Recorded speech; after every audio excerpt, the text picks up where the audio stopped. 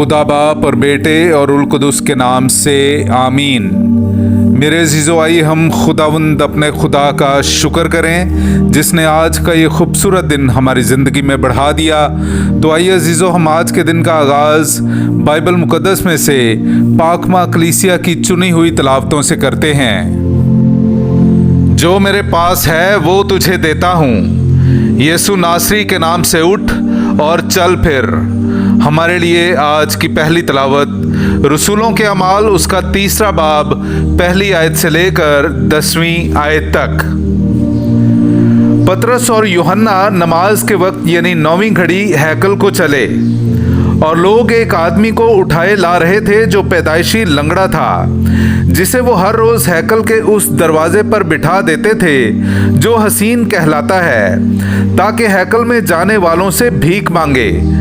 जब उसने पतरस और यूहन्ना को हैकल में जाते देखा तो उनसे खैरात मांगी। पतरस ने यूहन्ना के साथ उस पर नजर करके कहा कि हमारी तरफ देख। वो इस उम्मीद पर कि उनसे कुछ पाए उन्हें ताकने लगा।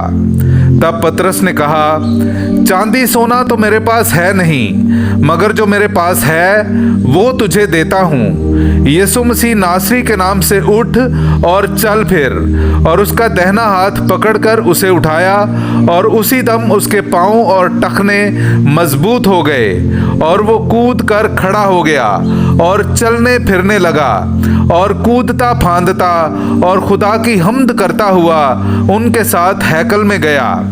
और सब लोगों ने उसे चलते फिरते और खुदा की हम्द करते देखा और उसे पहचाना कि ये वही है जो हैकल के हसीन दरवाजे पर बैठा हुआ भीख मांगा करता था। और जो उसके साथ वाक़े हुआ था उससे नहायत हैरान और मुताज्जुब हुए। पाकलाम का पढ़ा और सुना जाना हम सब के लिए बाइस बरकत हो। खुदा का शुक्र हो। ज़मीन खुदावंद की शफ़क़त से मामूर है। मेरे अज़ीज़ो, आइए हम खुदावंद अपने खुदा की हम्दो तारीफ़ करें। मैं आपके सामने पढ़ूंगा ज़बूर नंबर 105 उसकी पहली से चौथी और फिर 6 से 9वीं आयत तक। खुदावंद का शुक्र करो, उसके नाम को पुकारो, कौमों में उसके कामों का बयान करो, उसका गीत गाओ, उसकी हम्द सुनाओ, उसके तमाम अजायबात का चर्चा करो, उसके कुद्दूस नाम पर फख्र करो। खुदावंद के तालिबों के दिल शादमान हों, खुदावंद और उसकी कुव्वत को तलब करो, हर वक्त उसके चेहरे की तलाश करो। ऐ उसके बंदे इब्राहिम की नस्ल, ऐ उसके बरगुज़ीदे याकूब की औलाद, वही खुदावंद हमारा खुदा है। तमाम ज़मीन पर उसकी क़ज़ाएँ मुरव्वज हैं। वो अब तक अपने अहद को याद रखता है, यानी उस कलाम को जो उसने 1000 पुश्तों के लिए फरमाया है। वो अहद जो उसने इब्राहिम के साथ बांधा, वो कसम जो उसने इसहाक से खाई। पाकलाम का पढ़ा और सुना जाना हम सब के लिए बाइस बरकत हो। खुदा का शुक्र हो। हालेलुया। ये वही दिन है जिसे खुदावंद ने मुकर्रर किया है। हम इसके बारे में शादमान हों और खुशी मनाएं। हालेलुया। मेरे अज़ीज़ो, आइए हम आज का इंजीली इक़्तिबास सुनते हैं। इंजील मुक़द्दस बामुताबिक मुक़द्दस लूका उसका 24वां बाब 13वीं आयत से लेकर 35वीं आयत तक। और देखो, उसी दिन उनमें से 2 अमुआस नामी एक गांव की तरफ जा रहे थे जो यरूशलेम से तकरीबन 60 गलबा दूर है। और इन सब बातों की बाबत जो वाक़े हुई थीं आपस में बातचीत करते जाते थे। और ऐसा हुआ कि जब वो बातचीत और पूछ पाछ कर रहे थे तो यीशु आप नज़दीक आकर उनके साथ हो लिया, लेकिन उनकी आंखें बंद की गई थीं ताकि उसे ना पहचाने। उसने उनसे कहा, ये क्या बातें हैं जो तुम राह में आपस में करते जाते हो? वो गमगीन से खड़े हो गए और उनमें से एक कलाउपा नामी ने जवाब में उससे कहा कि क्या यरूशलेम में तू ही एक मुसाफिर है और फक्त तू इन बातों से नावाकिफ़ है जो इन दिनों उसमें वाक़े हुई हैं? उसने उनसे कहा कि कौन सी बातें? उन्होंने उससे कहा कि यीशु नासरी की बाबत, जो नबी मर्द था और खुदा और सारी उम्मत के नज़दीक काम और कलाम में साहिब कुदरत था, जिसे सरदार काहिनों और हमारे सरदारों ने कत्ल के लिए हवाला किया और मसलूब किया, मगर हमें तो उम्मीद थी कि यही इस्राएल को मुखलसी देगा।